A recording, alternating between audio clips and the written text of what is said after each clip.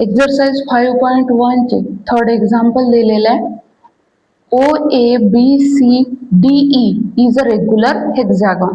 आता इथे regular hexagon जो आहे तो आपल्याला ड्रॉ करावा लागेल. OABCDE हा जो आहे तो रेग्युलर हेक्झॅगॉन आपण ड्रॉ केला. रेग्युलर हेक्झॅगॉन असल्याच्यानं त्याच्या ऑपोजिट ज्या काही साइड्स असतात त्या all sides opposite sides are congruent असेल. त्याच्या अराउंडचे जे काही व्हेक्टर्स आहेत ते सुद्धा कसे राहील, कॉन्ग्रुएंट राहील. मीन्स OA इक्वल्स टू काय राहील, DC. OA इक्वल्स टू काय राहील, DC. Vector OA equals to vector DC. Vector AB equals to राहणार आहे vector ED and then vector BC equals to राहील व्हेक्टर OE. तर अशा टाईपने जो काही रेग्युलर हेक्झॅगॉन आहे त्याच्या ऑपोजिट साइडच्या पेअर ज्या आहेत त्या कशा राहतील, कॉन्ग्रुएंट राहतील. मग आता इथे the point A and B have position vector A and vector B with respect to origin O. आता जो काही A पॉइंट आहे आणि त्यानंतर B पॉइंट आहे याचा position vector small vector A and small vector B दिलेले आहे. आपल्याला माहिती आहे पोझिशन वेक्टर म्हटलं तर विथ रिस्पेक्ट टू ओरिजिन राहतो. तर OA vector OA equals to काय असेल, वेक्टर A असेल. त्यानंतर वेक्टर OB इक्वल्स टू राहील वेक्टर B तर find in terms of vector A and vector B the position vector of C, D and E point. आपल्याला C पॉइंटचा position vector, त्यानंतर D पॉइंटचा position vector आणि E पॉइंटचा position vector जो आहे तो find out करायचा आहे. आता C पॉइंटचा पोझिशन वेक्टर म्हटलं तर वेक्टर OC ची व्हॅल्यू काढायला लागेल. वेक्टर OC ची व्हॅल्यू काढायला लागेल. D पॉइंटचा पोझिशन वेक्टर म्हटलं तर वेक्टर OD ड्रॉ करायला लागेल. वेक्टर OD ची व्हॅल्यू फाइंड आउट करायला लागेल. आणि E पॉइंटचा पोझिशन वेक्टर म्हटलं तर वेक्टर OE जो आहे त्याची व्हॅल्यू आपल्याला फाइंड आउट करायला लागेल. मग आता ही व्हॅल्यू फाइंड आउट करण्यासाठी फर्स्टली आपल्याला कन्सिडर करा C पॉइंटचा पोझिशन वेक्टर जो आहे तो फाइंड आउट करायचा. मग आपण वेक्टर OC जो आहे त्याला जॉईन करू. हा जॉईन केला आपण वेक्टर OC. तर हा जो काही रेग्युलर हेक्झॅगॉन आहे त्या रेग्युलर हेक्झॅगॉनला काय राहत असते, सेंटर राहत असते. आता ते जे सेंटर आहे या रेग्युलर हेक्झॅगॉनच्या डायगोनल वरती असतो, डायगोनल वरती राहतो. कन्सिडर करा इथे जो आपण पॉइंट घेता OC ला जॉईन केल्याच्या नंतर हा पॉइंट म्हणजेच काय राहील या रेग्युलर हेक्झॅगॉनचं सेंटर असं. तर त्याला आपण काही ना काहीतरी नेम देऊन देऊ. समजून घ्या त्याचं नेम आपण कन्सिडर केलं X आहे असं म्हणू आपण. तर X जो पॉइंट आहे हा एक डायगोनल आपण ड्रॉ केला. अनदर डायगोनल जो आहे तो सुद्धा इथे ड्रॉ करू शकतो. हा सेकंड डायगोनल आपण ड्रॉ केला तर तो झाला BE. तर जो काही सेंटर आहे तो सेंटर इच डायगोनलचे काय करणार आहे, 2 इक्वल पार्ट करणार आहे. जो काही OC आहे त्या OC चे 2 इक्वल पार्ट होईल OX आणि त्यानंतर राहील XC. तर हे 2 पण पार्ट OC च्या हाफ लेनचे असतील. आता फर्स्टली आपल्याला व्हॅल्यू कशाची काढायची आहे, OC ची व्हॅल्यू जी आहे ती फाइंड आउट करायची आहे. मग OC ची व्हॅल्यू फाइंड आउट करण्यासाठी आपण स्टार्ट करू ज्या दिलेल्या व्हॅल्यूज आहेत त्यापासून. Vector OA equals to vector A आहे. त्यानंतर vector OB equals to vector B आहे. तर इथे तुम्हाला ट्रायंगल दिसत आहे OAB. इन ट्रायंगल OAB जो ट्रायंगल लॉ आहे वेक्टर ऍडिशनचा तो यावरती आपण अप्लाय करू.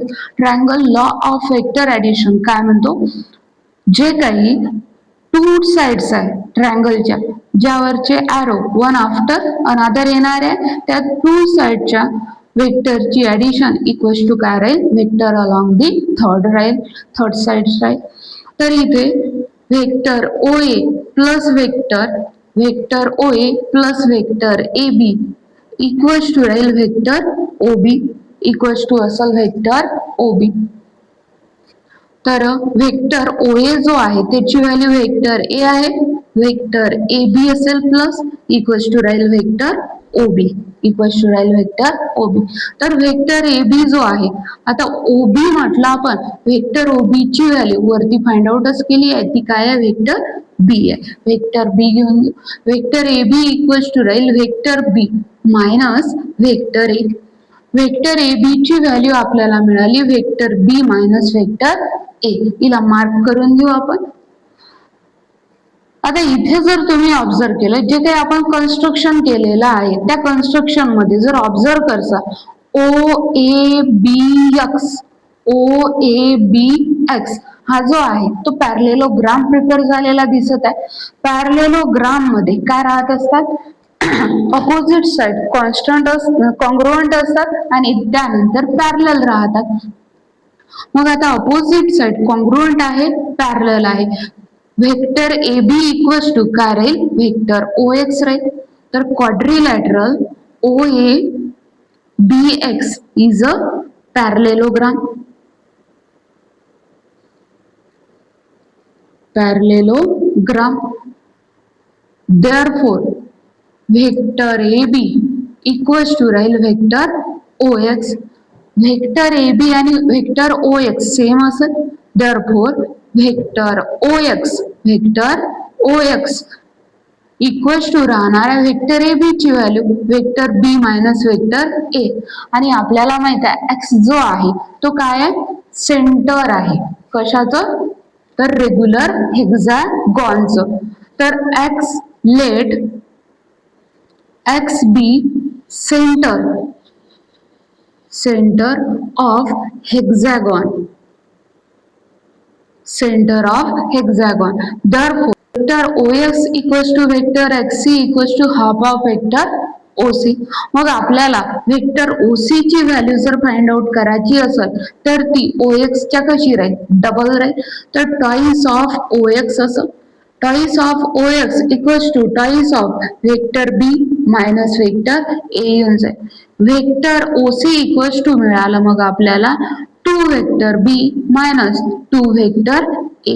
ही झाली वेक्टर ओसी ची व्हॅल्यू. वेक्टर ओसी ची value means position vector of a point C आपल्याला मिळाला 2 वेक्टर बी मायनस 2 वेक्टर ए.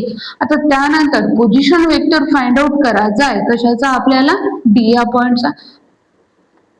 तर डी या पॉइंटचा पोझिशन वेक्टर फाइंड आउट करण्यासाठी वेक्टर ओडी जो आहे तो आपण जॉईन करून टाकू. आता पुन्हा वेक्टर ओडी जॉईन केल्याच्या नंतर इथे ट्रायंगल प्रिपेअर झाला ODC. आता हा जो काही ट्रायंगल आहे या ट्रायंगल मध्ये आपल्याला वेक्टर ओसी ची व्हॅल्यू माहित आहे, वेक्टर डीसी जो आहे त्याची व्हॅल्यू आणि वेक्टर ओए मीन्स वेक्टर ए दोन्ही व्हॅल्यू कशा असतील, सेम असतील. मग त्यांनी आपण ट्रायंगलला अप्लाय करून वेक्टर ओडी ची व्हॅल्यू जी आहे ती फाइंड आउट करू शकतो. मग अनदर ट्रायंगल घेऊ. इन ट्रायंगल ODC आता इथे सुद्धा ट्रायंगलला अप्लाय करू. तर 2 vector direction one after another येणारे कोणते होतील, वेक्टर ओडी आणि vector DC. Vector OD plus vector DC equals to राहील वेक्टर ओसी.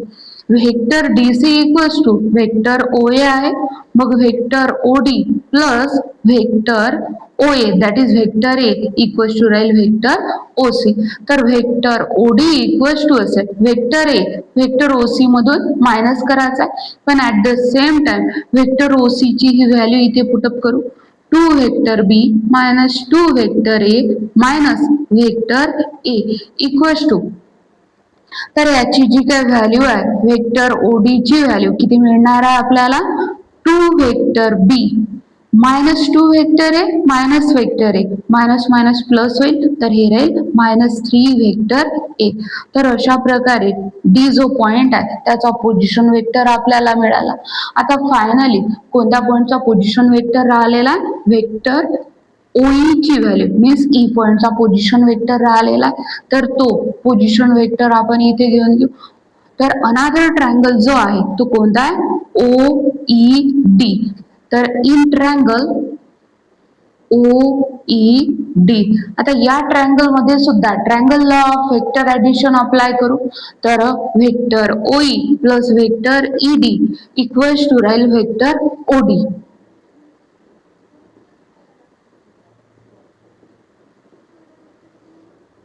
Vector OD. पहा व्हेक्टर ओईची व्हॅल्यू काढायची आहे. व्हेक्टर ओई इक्वल्स टू ईडी ला या साईडनी शिफ्ट करू, vector OD minus vector EDA. तर इक्वल्स टू राहील व्हेक्टर ओडी जो आहे त्याची व्हॅल्यू आलेली आहे 2 vector B minus 3 vector A minus vector ED. आता ईडी जी काही साइड्स आहे रेग्युलर हेक्सागॉनची त्याच्या अपोजिट साइड कोणती आहे? व्हेक्टर ए बी आहे. आणि व्हेक्टर ए बी ची value vector B minus vector A आहे. मग इथे व्हेक्टर ईडी च्या प्लेसला आपल्याला पुटअप करावं लागेल vector B minus vector A. तर इक्वल्स टू मध्ये राहील 2 vector B minus 3 vector A. Negative साईनने मल्टिप्लाय करू, minus vector B minus minus plus vector A equals to ही व्हॅल्यू होऊन जाईल. मग आता लाईक टर्मचं सबट्रॅक्शन होईल 2 vector B minus vector B 2 vector B minus 1 vector B. तर 1 व्हेक्टर बी राहील मीन्स व्हेक्टर बी असेल minus 3 vector A plus 1 vector A. इथे सुद्धा सबट्रॅक्शन होईल तर हे राहील मायनस 2 व्हेक्टर ए.